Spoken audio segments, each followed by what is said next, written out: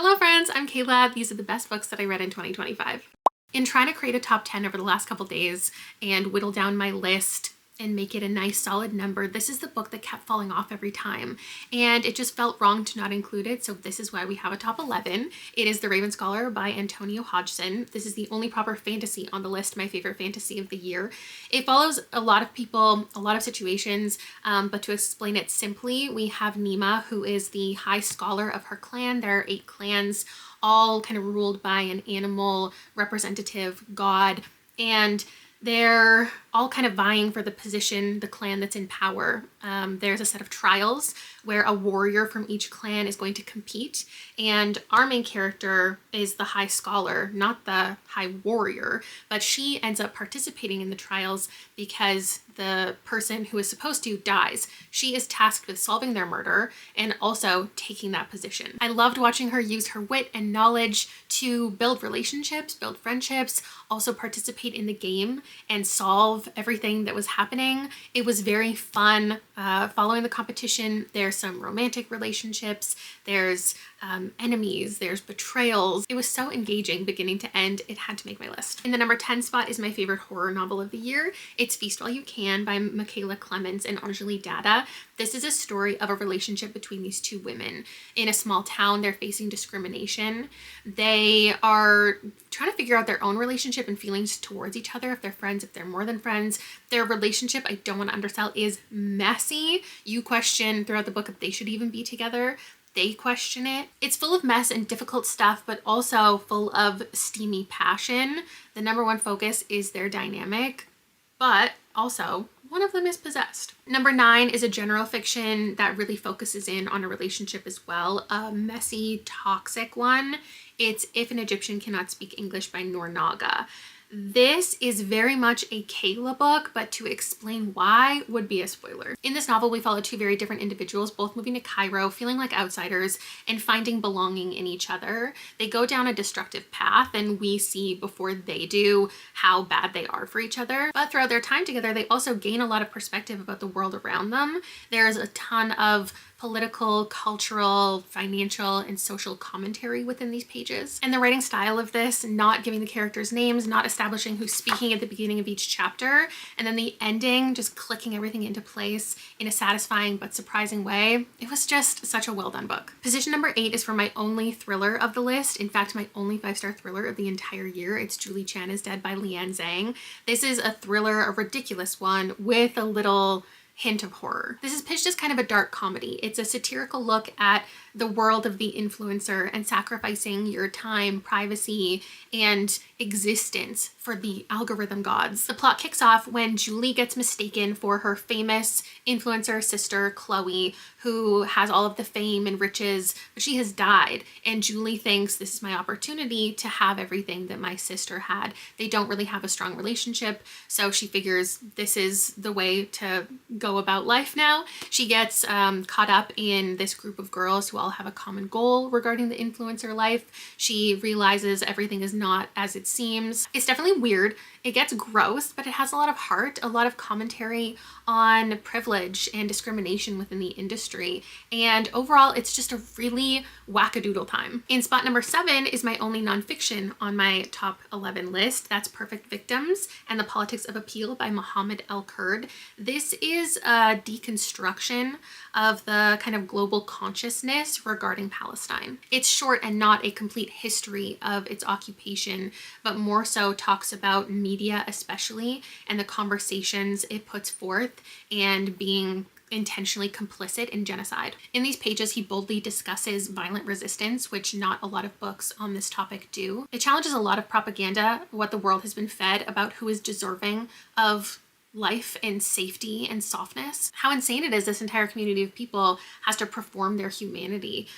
It encourages a lot of critical thinking, and I think this was fantastic. Before we get into the top half of the list, if you feel like there's anything missing here and you're wondering where would that rank on your list of favorites, I do have 32 more books that I'm going to pit against each other in a bracket style competition video tomorrow, so keep an eye out for that. In spot number 6 is my dystopian but also general fiction pick. It's The Compound by Aisling Raul. It's funny because when I picked this, I loved it. I fell in love with it. I was obsessed with it. I actually picked it for my members book club for the season, and we all read it together. I recognized in the moment it might not be a crowd pleaser. Maybe it was more of a Kayla pick just because of the focus of this. We are following a reality show, a competition where all of these people come to this house. They have to pick somebody to be with by the end of the day, or they might go home. They have to compete for food, sunscreen, etc. We're in a near future where there's things mentioned like the war and how everything is much, much hotter. And so we get an idea of where the world is at, but we really get very little description. In fact, we get very little description of the reality show itself, like how it's filmed, how it's produced, how it's being watched by people.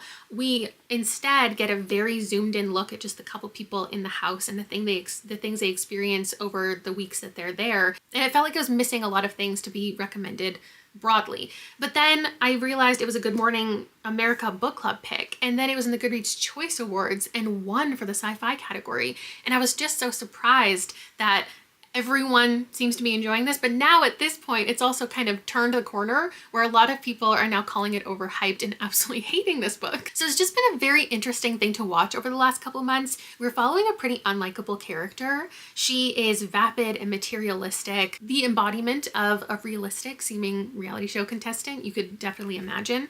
The story is kind of vague. It doesn't go as far as it could. It was suspenseful, and there's a romantic kind of plot line in here. I just loved everything about this. The competition books continue with my number 5 pick. That is Headshot by Rita Bullwinkle. This is a short book where we're following a group of characters participating in a boxing competition over a short period of time.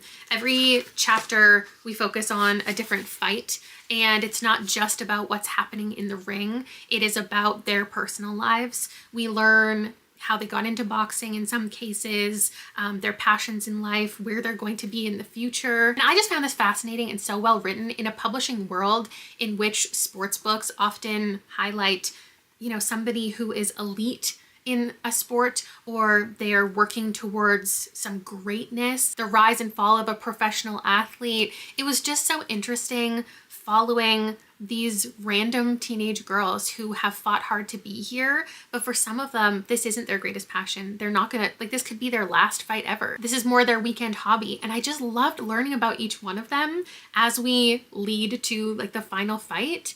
It was kind of like watching Drop Dead Gorgeous and reading an Enneagram book at the same time, where there's all of these characters we're well, without the death of Drop Dead Gorgeous, one of my favorite movies, but like we follow each of them leading up to this competition. We get to know them all intimately, but each character gets their personality explored and like the kind of career they're suited for and why they became the person that they are. I love books about sports. I love books about competitions. I love mundane stuff and just learning about all of these random girls, and I had such a good time reading this. Book number 4 being book number 4 is so crazy because I went on a real journey with this book, and in the first half I couldn't have even told you this was going to be 5 stars. So the fact that it's in my favorites, let alone this high in my favorites, wackadoodle. It is Walking Practice by Dolki Min, translated by Victoria Caudle. This, I was disgusted. I was perplexed at the beginning. Then it turned into intrigue. I was suddenly impressed. I was captivated. It's a science fiction horror, a disgusting science fiction horror, following an alien who has come to Earth and consumes humans. It decides that the best way to do that would be to become intimate with these people, very grossly explicit, and then murder them, eat them, very explicit.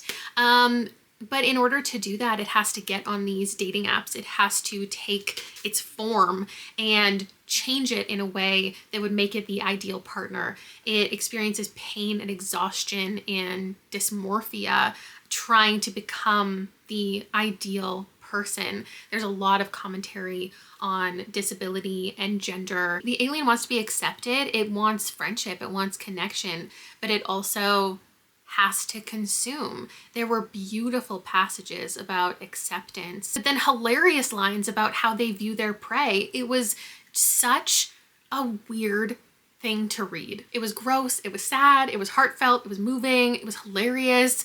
This was truly a treat, but I didn't know going into it that's how I would feel. And now we've cracked the top 3. In my third spot is a general fiction. Again, a little futuristic, but not totally about the world, just more zoomed in on a family. This is the only book that I could have seen coming on my top 11 because I've read Charlotte McConaughey before. I give her high ratings. I thought Wild Dark Shore would be one of my favorites, and it was. It delivered a mystery thriller kind of element, but in a quiet way. At its heart, it is about relationships. Broken and healed hearts, the bonds between people. It is climate aware. This family is on an island. They recently lost their mother, and they're protecting these seeds. And then a woman washes ashore.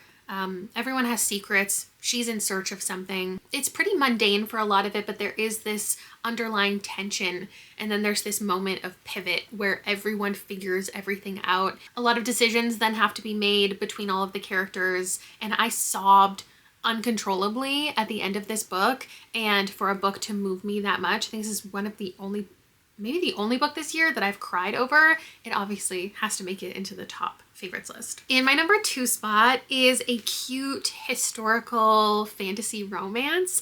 I have been chasing the feelings I got from Emily Wilde for, I guess, a couple years now. I keep picking up books that people promise are like it, and this one finally delivered. It's The Ornithologist's Field Guide to Love by India Holton.